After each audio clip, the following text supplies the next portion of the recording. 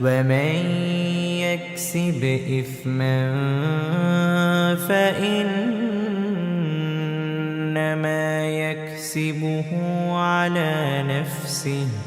وكان الله عليما حكيما ومن يكسب خطيئة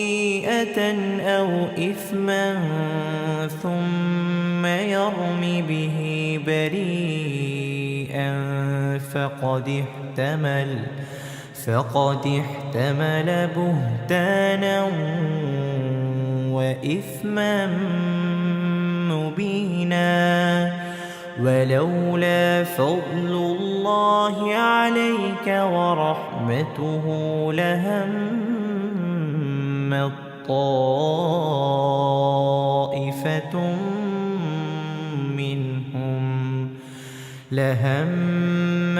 طائفة منهم أن يضلوك وما يضلون إلا أنفسهم وما يضرونك من شيء وأنزل الله عليك الكتاب والحكمة وعلمك ما لم تكن تعلم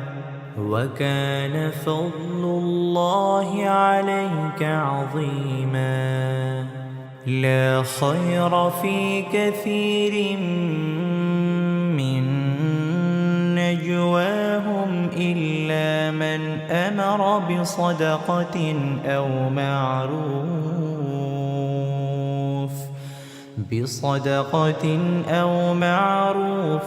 أو إصلاح بين الناس ومن يفعل ذلك ابتغاء مرضات الله فسوف نؤتيه أجرا عظيما ومن يشاقق الرسول من بعد ما تبين له الهدى ويتبع غير سبيل المؤمنين نوله ما تولى ونصله جهنم وساءت مصيرا.